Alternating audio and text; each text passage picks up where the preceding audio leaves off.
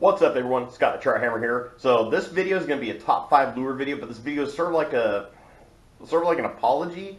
I tried making a night fishing video on the Jetty last Saturday. It was part of that big day of fishing I was talking about, where there was going to be 3 separate videos. And for the first time in 3 years of fishing the Jetty at night, some patrol officers showed up and told everyone they had to leave. No one got in trouble, but it sucks. I mean, it's the first time it's ever happened to be kicked off the Jetty. We've had patrol officers show up and not care that we were there. This is the first one that actually said we had to go. So, here's just a little bit of action from what happened that night.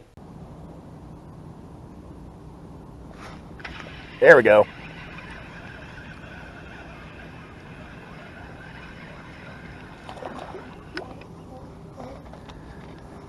Yeah, that's not bad. A medium-sized black rockfish. Man, those trocar hooks, they are not coming loose. All right, first rockfish of the night here at the Jetty. Gotta try the BWatt Dominator. Oh, that's a fish. Oh, it was a fish. Again, sorry I couldn't make that video. I really wanted to. I had everything planned out, and it was going to be a great night. It already was a great night. We were already catching fish left and right, but, it is what it is. Not too mad about that. Rather be asked to leave than get a citation. So today, to sort of make up for it, we're going to talk about my top 5 Jetty fishing lures. Now, most of the time I do Jetty fishing, it's at night, which is why the selection of lures I have is what it is. But I fished the Jetty pretty early in the evening, earlier in the day, and these lures have still seemed to be pretty effective.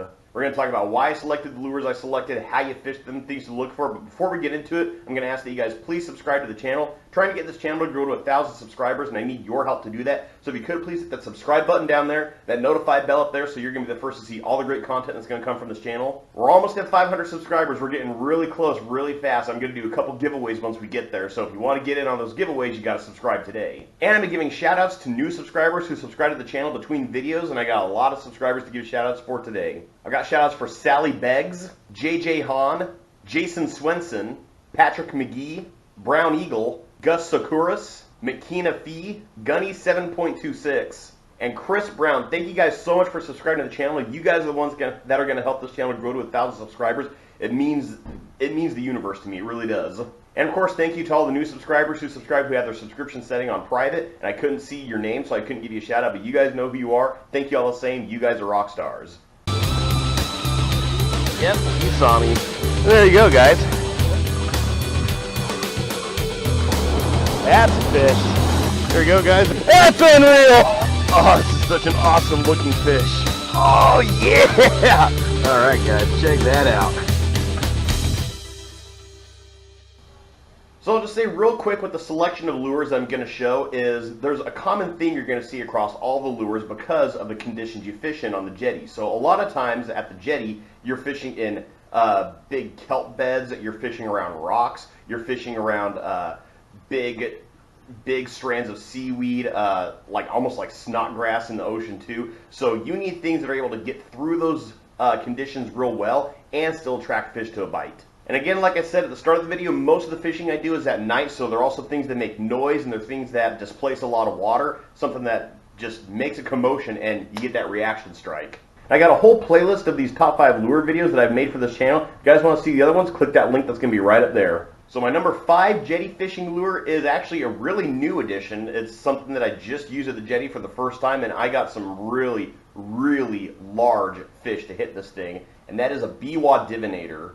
So I really don't know how to classify this. It's not quite a swim bait, it's not quite a spin bait, it's not quite a jig, it's everything. So, it's sort of a swim bait profile, but it has that blade in the back that spins, and the ways you can retrieve this, you can treat this like a rip bait and sort of get this to like sway side to side. You could just steady retrieve this, and that blade will spin. You can jig this, and it'll act like a jigging swim bait, but you got that spin on the end. So this is the hitch color that I use, and a lot of the lures you're going to see that I pick have a similar color. But obviously, the reason I would think I was getting those bigger strikes is that blade in the back. It was making a lot of flash. We had a moonless night, but our headlamps helped to create light. That's something you could do when you go night fishing, is create artificial light and just keep that headlamp pointed in the direction of your lure, and that blade is still going to pick up light and put off some flash besides just spinning and displacing water. But also that larger profile attracts a bigger fish. Another nice thing about it is that treble hook on the bottom. So a lot of the times when you're fishing it shallower than the fish are. Rockfish are a bottom fish, or they hang out in the rocks. You don't want to fish this thing directly in the rocks.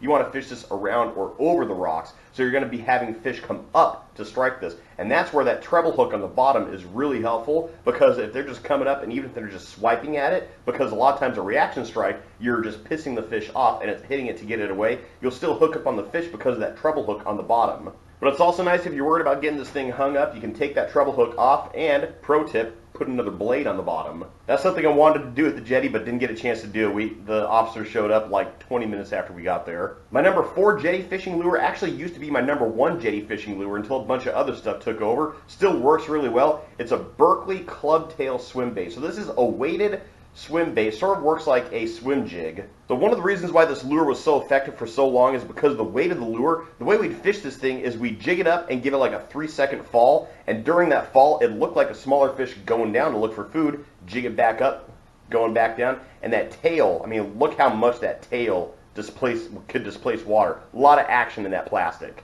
And it was on those falls that we were getting those strikes, and with this hook, I mean, look how much of that hook is exposed from the swim bait. Pretty unique.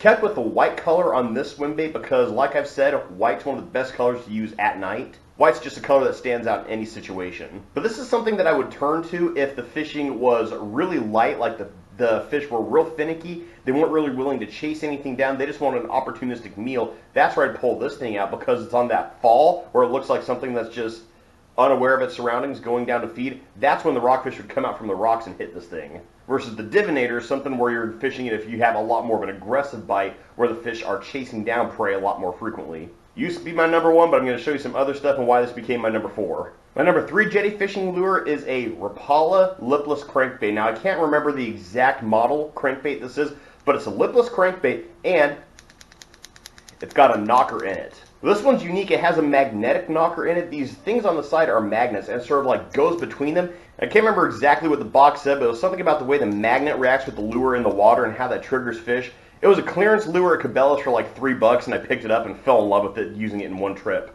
In the one trip, this thing caught what was at the time my 2 personal best rockfish in 2 consecutive casts. So lipless crankbait, one of the best things about a lipless crankbait is, like I said, the conditions you fish in with the kelp beds and the tall grass and the seaweed in the water. Lipless crankbaits are a great way to get a reaction strike when you rip it through those grass lines. A lot of times the rockfish are going to be hanging out in those in the weed beds, and they're just waiting for another fish to come by so they can ambush them. And there you go, something that's going to rip through there, and you got to use a heavier rod with something like this. Also, I don't use this on my reaction rod, I use this on my medium heavy crankbait rod. But that red color, red is sort of a trigger color for predatory fish, but also when we were fishing that area, we noticed there was a lot of quillbacks. Quillbacks are red. So, smaller quillback, fish sees that as competition, get it out of there, go eat it. You know, also a nice thing about lipless crankbaits is they can get down super deep. The areas you fish on the jetty, sometimes you're fishing in 50 feet of water plus, but also the weight of a lipless crankbait, you can just bomb a cast out there, cover a lot more water, find where the fish are faster. Usually the lure I start out with when I go jetty fishing, but also this is something I use if there's a super aggressive bite, because if the fish are already hunting, they're already out trying to kill everything that moves, give them something that moves a lot and makes a lot of noise. But like I said in the salmon fishing lure video, something about that knocker in a crankbait just drives larger predatory fish insane. I don't know if you guys can find this anywhere anymore, but if you guys can, I definitely recommend getting it. My number 2 jetty fishing lure is something that I just started using in the last year, and it's been the number 1 lure for the last year, even when number 1 wasn't working, but number 1's a true stalwart. It's my never fail. But my number 2 lure is the Mr. Twister Poc'it Phenom worm. So this is a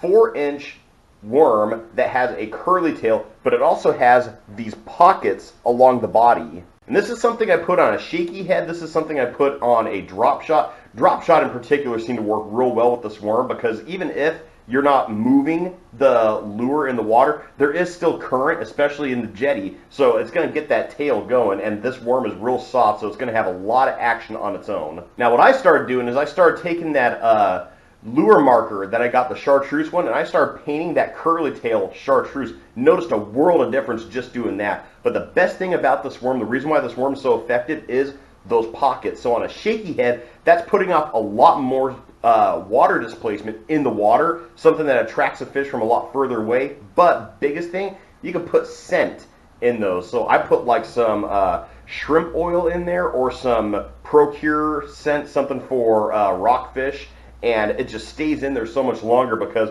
it's not on the outside of the lure, it's in these pockets, so the current doesn't take it out, catching fish doesn't take it out as much, just lasts longer in this worm. I was using another 4-inch curly tail worm for drop shot, but this one just really took off in effectiveness over the other ones.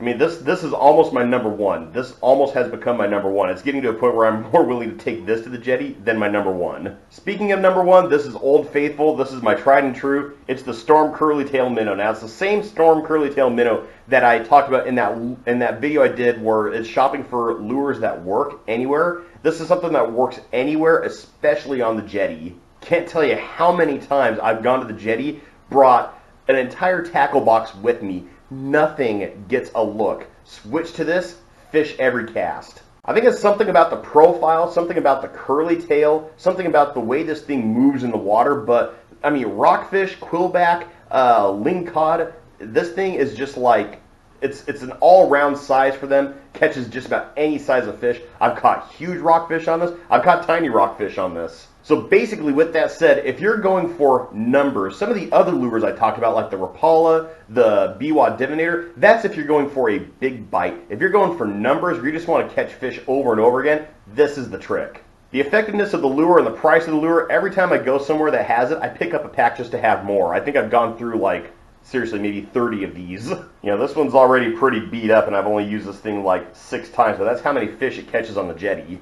Now here's the thing about the difference between this and the club tail. Why the club tail used to be my number one. So with the club tail, it seemed to work a lot better on the fall than on a retrieve, which was weird for a club tail minnow. But with the curly tail minnow, you can run this a lot better on a retrieve, and especially a slow retrieve. Sometimes the fish out there, they want a slow retrieve and the bite is super soft. So you want something that works a lot better on that slow retrieve, and that curly tail moves around whenever it moves. But you can still jig this thing. This thing goes through those kelp lines like I talked about real well. It doesn't get hung up in the rocks. It can work anywhere on the Jetty. Catches tons of rockfish. So that's my top 5 Jetty fishing lures, and again, sorry I couldn't make that Jetty fishing video. I really wanted to. But don't worry, with colder weather just on the horizon, there's going to be some other better fish coming in the Jetty that I can fish during the day. But of course, let me know what you guys thought down in the comments below. I want to know what your guys' top 5 Jetty fishing lures are, especially if you guys fish the Jetty the same time and the same place as I do. And again, trying to get this channel to grow to 1,000 subscribers, and I need your help to do that. So if you could, please hit the subscribe button down there, notify bell up there, so you're going to be the first to see all the great content that's going to come from this channel. Again, we're almost at 500 subs, going to be a couple giveaways coming up, and if you want a shout out on the channel, all you got to do to get in on all of those is subscribe today. And of course, down below in the description of the video, I got links to my Instagram, my Facebook, my Patreon, all those goodies. Other than that, thank you guys so much for watching, and as always, tips up, tight lines,